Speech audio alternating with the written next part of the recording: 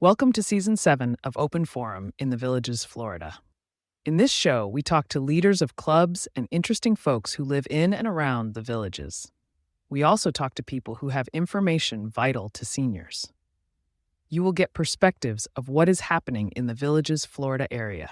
We are a listener-supported podcast. This is Mike Roth on Open Forum in the Villages, Florida. I'm here today with a review and a report about what happened at PodFest 2026. This year I decided to go for 4 days. I was there Thursday, Friday, Saturday, and about half a Sunday, maybe 3.5 days. It was an interesting and fun event. This year, as I've done in past years, I upgraded to a VIP status, for which I'll report I got very little beyond 2 very good lunches and 2 very good speakers that they brought in. At PodFest this year, there were more than 2,500 attendees, and we were in a different section of the Renaissance SeaWorld Hotel. Frankly, I didn't think it was as good a section as we were in last year. It seemed also that there were fewer actual sessions. The organizers used an app called Whova, WHOA, as the main app for the event. I found that to be an absolutely terrible application for a conference with multiple sessions in multiple rooms at different times. It seemed like the event app was designed to make sure that it was difficult to get in the right room at the right time to see the session that you wanted to see, which is where I found myself most of the time. Although I had spent probably 2 hours one day going through it, trying to pick out the sessions I wanted to go to, I came up with the conclusion that I would have to be in 3 places at the same time most of the time to see the sessions I wanted to see, and I'd have blank hours where there was nothing that was worthwhile. I did spend a considerable amount of time listening to a fellow named Mark Katz, who is a strategic coach, and he had some extremely interesting ideas about how to run a business and improve the business. At PodFest this year, the exhibit hall was remarkably thin, and that happened probably for 2 reasons. First, they had a affiliate convention of Christian podcasters on Thursday and Friday, and those people took roughly 25% of the exhibit hall. I frankly didn't have very much interest in what they had to say in the exhibit hall, and we weren't allowed to go into their sessions, so that was another whole issue. There was also a curious group of dentist podcasters who were at the thing. Again, those sessions weren't open to us. The first major problem I had was and I want to thank Buzzsprout for providing a creator ticket to me at no cost. That was worth $300. I did upgrade that to the VIP, which cost me another $325. And in the exhibit hall, back to the exhibit hall, there were some noticeable absences compared to the prior years that I've gone there. Riverside, the podcast syndicator creator software, was not there. I would have really loved to talk to Riverside.fm. Sure, the microphone people were not there.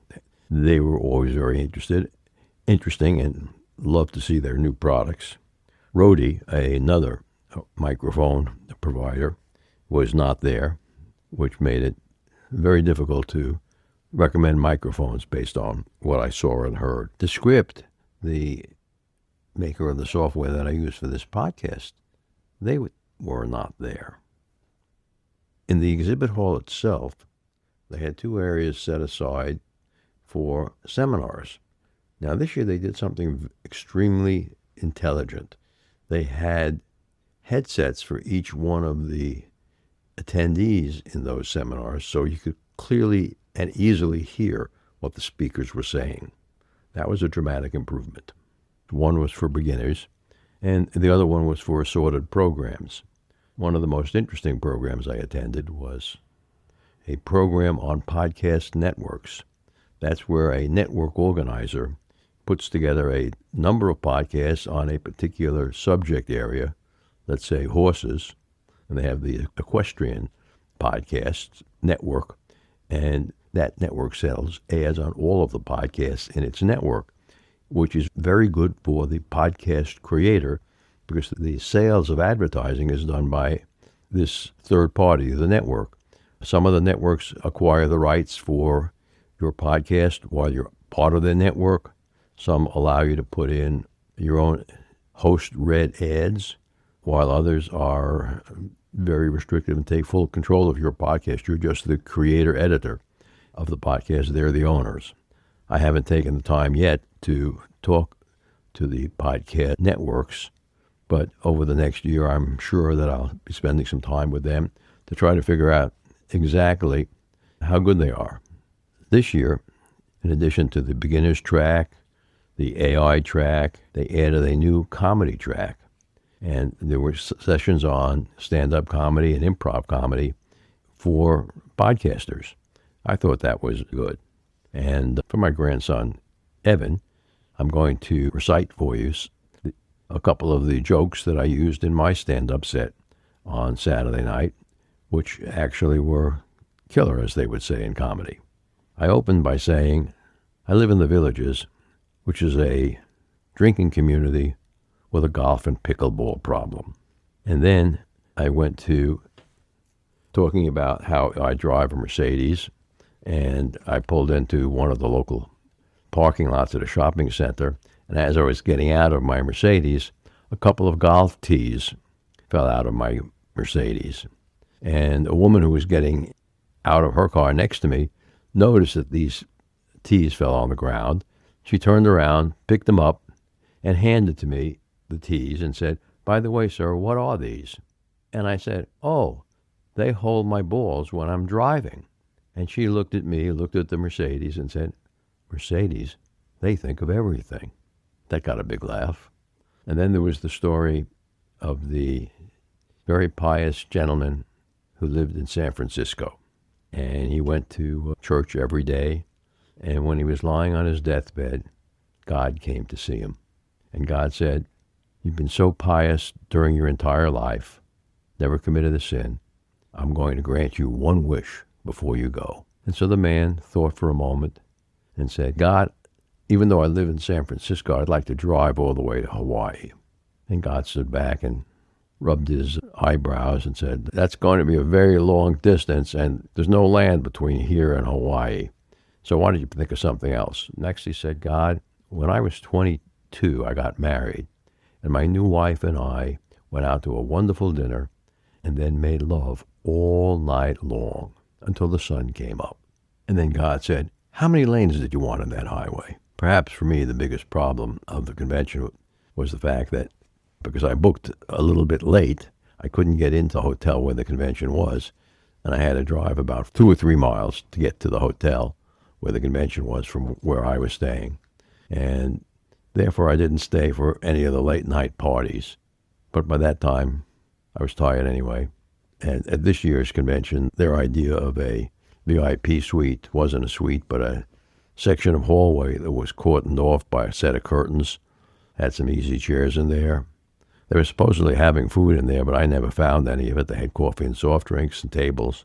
A couple of giveaways like notebooks and T-shirts.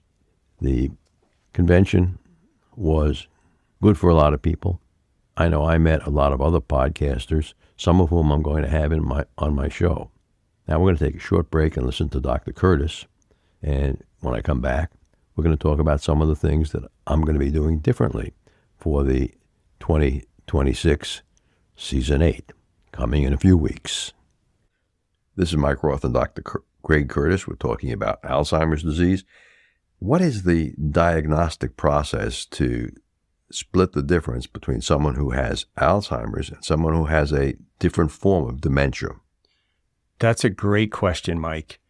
So Alzheimer's disease in the past was a clinical diagnosis, and we would talk to the patient and the family, and they would tell us about this progressive memory loss and maybe other symptoms that had been occurring over the past 3 to 5 years. And we would simply test their memory and maybe wait another year or two and retest their memory to look for decline. Nowadays, it's completely different. As a matter of fact, now our diagnostic process involves actually looking for amyloid in the brain, which we now know causes Alzheimer's disease. How do you see amyloid in the brain? We can see amyloid in the brain using PET scans, which is the most common way. And now we're working on using blood tests, which are going to be coming out in the next few years. In fact, there's already one blood test that is FDA cleared to detect amyloid in the blood, which is reflecting amyloid in the brain. And that would be the differential between another type of dementia and Alzheimer's. Yes, sir. With over 20 years of experience studying brain health, Dr. Curtis's goal is to educate the Villages community on how to live a longer, healthier life. To learn more, visit his website, craigcurtismd.com, or call 352-500-5252 to attend a free seminar. Thank you, Dr. Curtis. So one of the things we're going to be doing for Season 8 is we're going to be renaming the podcast.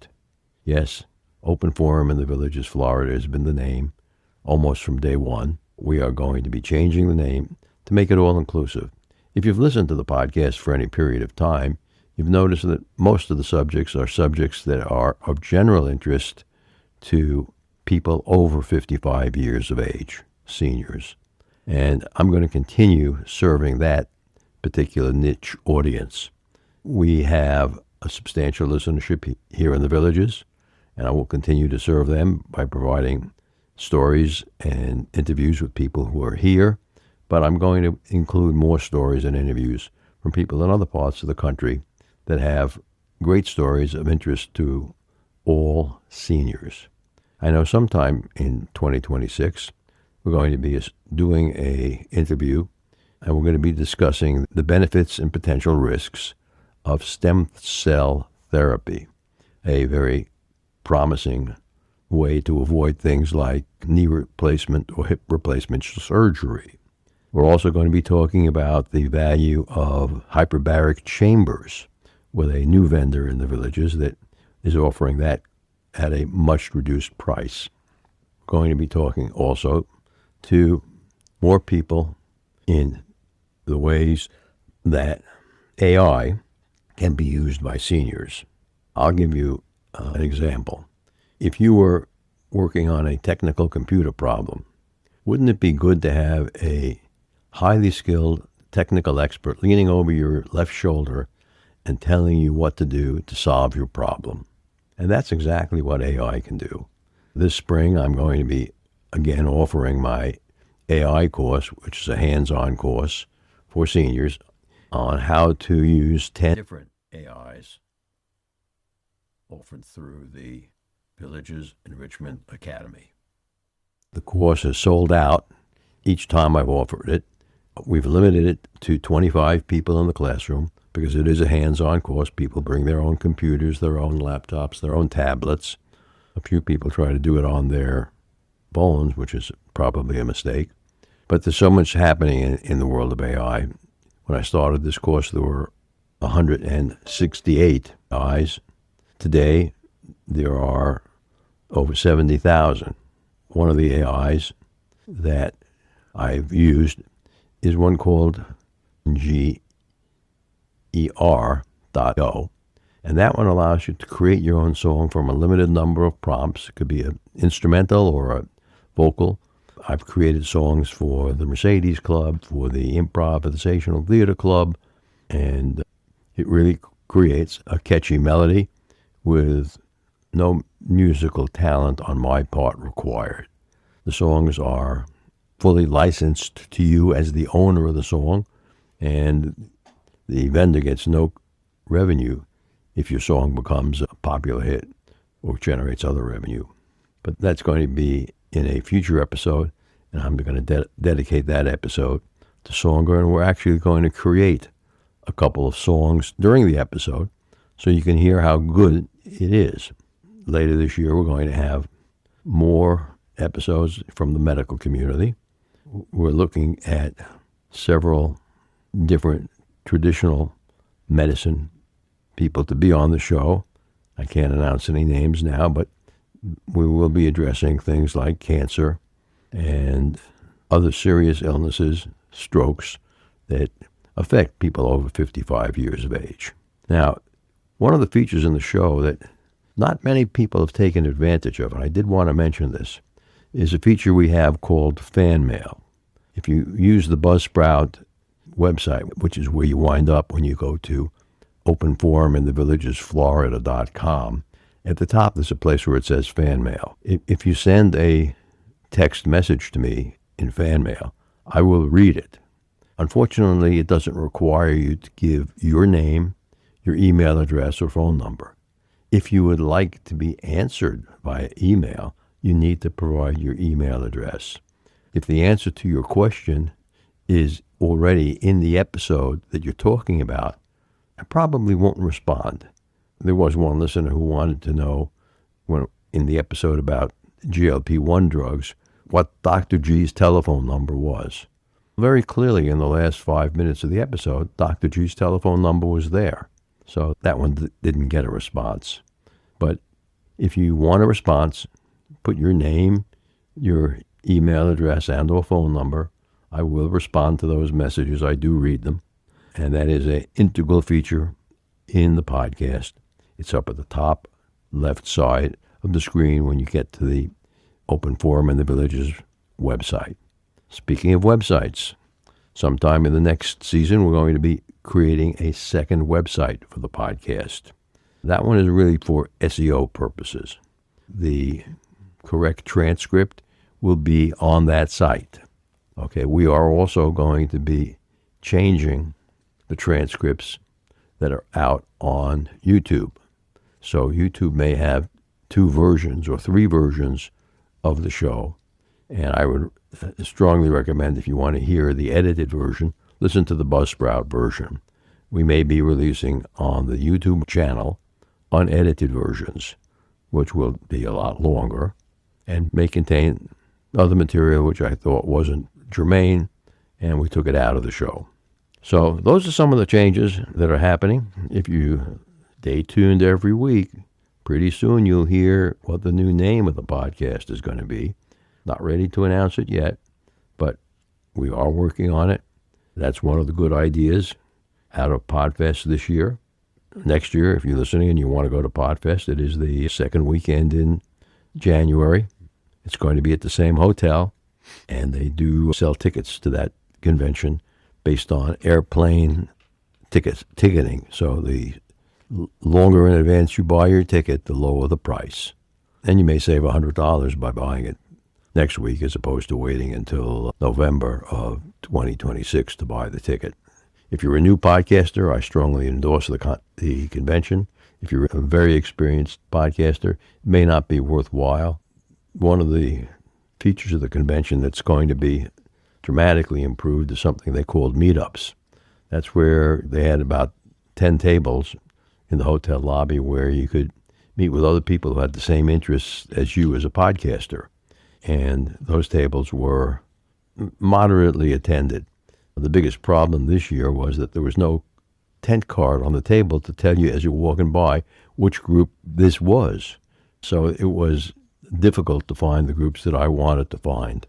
I think that we've taken enough time to tell you a little bit about what's going on, and I hope you enjoyed it, and I'm looking forward to talking to you on future episodes. If you have ideas for future episodes, contact me at mike@rothvoice.com, or you can send me a text message at 513-646-6523. Listeners, I'm thrilled to share with you this podcast, which is my passion project to bring knowledge, inspiration, and things you need to know about the villages and the people living here. Be sure to hit the follow button to get the newest episode each week. Or you can hit the purple supporter box. Even a small donation of $3 to $10 a month makes a big difference. And you can cancel your subscription at any time. Your support means the world to us. Stay curious, stay inspired, and keep those headphones on. Thanks for listening. Remember, our next episode will be released next Friday at 9 a.m. Should you want to become a major supporter of the show or have questions, please contact us at mike@rothvoice.com. This is a shout out for supporters: Tweet Coleman, Ed Williams, Dwayne Romick, Paul Sorgan, and Dr. Craig Curtis at K2 in the Villages. We will be hearing more from Dr. Curtis with short Alzheimer's tips each week. If you know someone who should be on the show, contact us at mike@rothvoice.com. The way our show grows is with your help. Text your friends about this show. If you enjoyed listening, or just tell your friends, we thank everyone for listening to the show. The content of the show is copyrighted by Roth Voice 2025, all rights reserved.